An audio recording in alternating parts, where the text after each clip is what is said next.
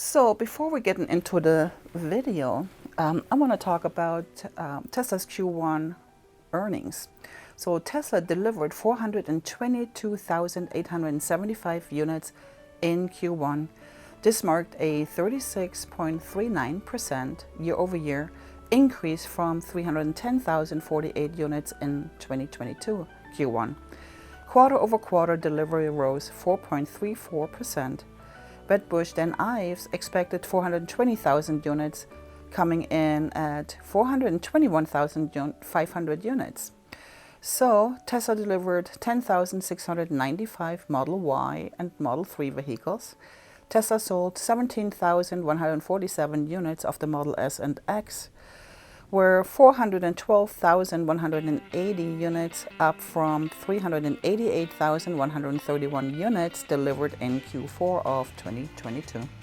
Tesla produced 440,808 units in Q1, up from 305,407 in Q1 of 2022, and up from 437,701 units in Q4 of 2022. Overall, Tesla delivered nearly 423,000 vehicles in Q1. Delivery numbers just yesterday, and Philippo joins us with a breakdown. The stock down marginally this morning on Phil. Yeah, I don't think there's a lot of movement here, Andrew, because the estimates, for the most part, they were all over the place, as they usually are every quarter. Some were saying, hey, Tesla told analysts that the consensus was 422.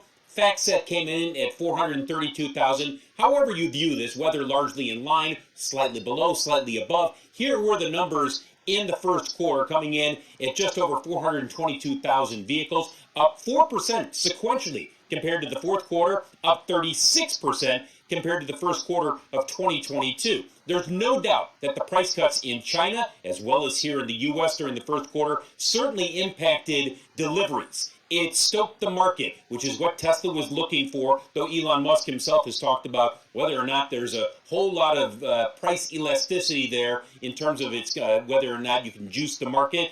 The Q1 production came in at 440,000 vehicles. The focus now, Dan Ives at Wedbush summed it up perfectly over the weekend, saying the big question will be margins, as cutting prices will have an impact on this front, although we believe automotive gross margins north of 20% remains the key threshold over the coming quarters. We'll find out if they hit that threshold. By the way, the consensus is for automotive gross margins excluding the zero emission credits. That's important. Coming in at 20.5%. We get those numbers April 19th after the bell. I don't think we're going to see a ton of reaction on Tesla shares today, guys. These numbers generally in line with expectations. And now Tesla's even adding more to their plate. The company is ready to grow astronomically. We're talking about the battery plant in Texas pausing EI for 6 months, autonomous vehicle collecting data, ARC's evaluation of companies. So Tesla's passing eventually Apple in evaluation.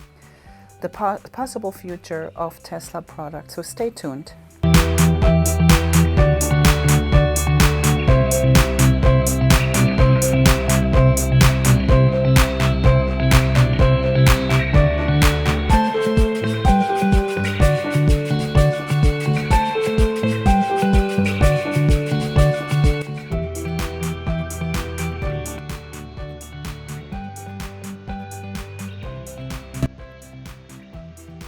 So Tesla pursues U.S. plant. We knew it was coming. Tesla is going to produce batteries in the United States. There was a lot of talk over the last couple of years about this.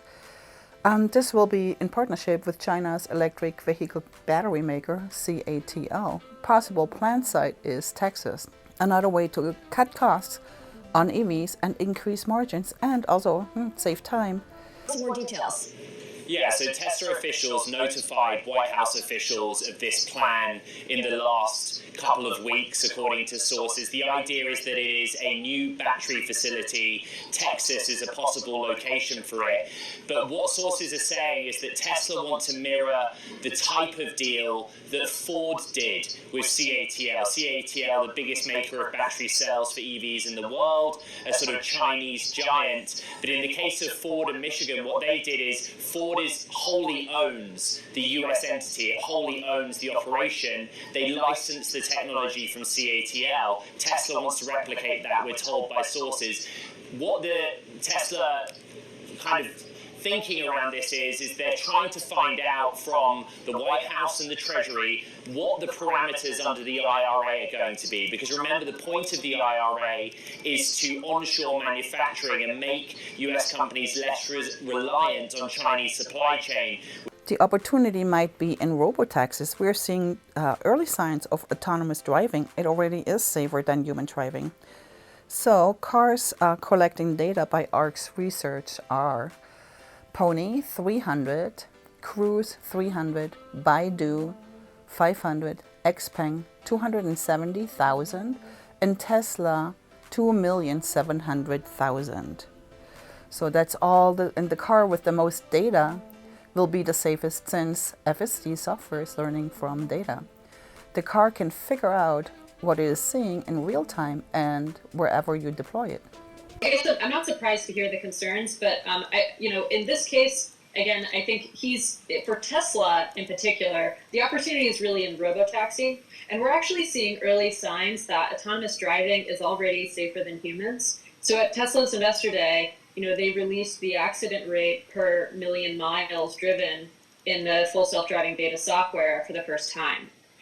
If you adjust that rate for city streets, because up until the most recent release, that's really where the FSD beta software worked, is on city streets. It would suggest that a Tesla in FSD is roughly 5 times safer than a Tesla driven by a human.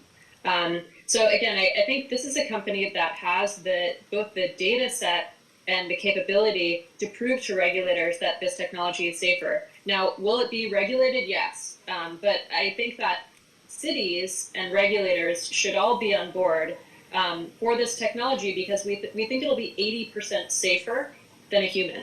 So the market is completely ignoring fully autonomy. Eventually, Tesla will deploy thousands of robotaxis, and it might make up the majority of Tesla's revenue. Now, while ARK Invest helps evaluate Tesla, the company, other institutional investors and analysts didn't believe in Tesla and even predicted Tesla's downfall. Now, this is why Tesla can cut prices and still have margins. ARK is evaluating growth companies with Wrights law. Wrights law says that with every cumulative doubling of units produced, cost will fall by a constant percentage. It's not just growth profit year over year. It is the cumulative product units of the product that matters.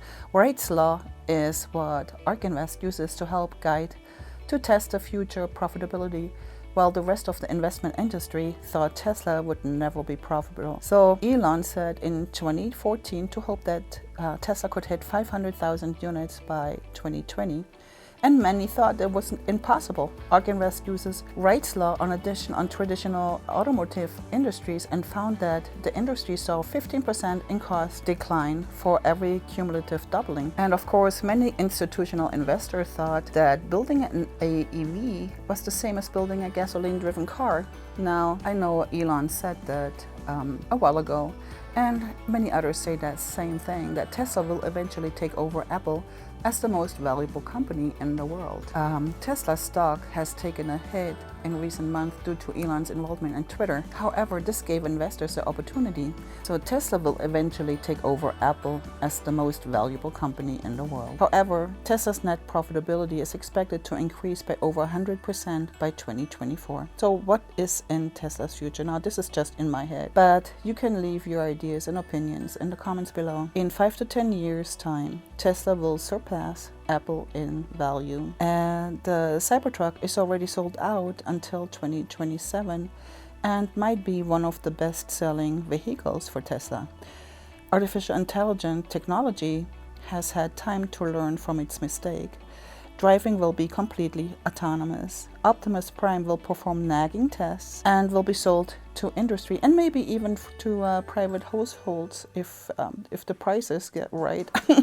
How much would you pay for your house cleaner, your dog walker, your nanny? Tesla's energy business is already thriving. By 2030, most households will have solar installed. And of course, Tesla is already building gigafactories worldwide and increasing its market internationally. And if Tesla decides to offer a share buyback program, Tesla stock could skyrocket. Our share buyback signals confidence to the market. So I hope you liked this video. If you did, give me a thumbs up and subscribe, and I will see you next time. Thank you so much. Goodbye.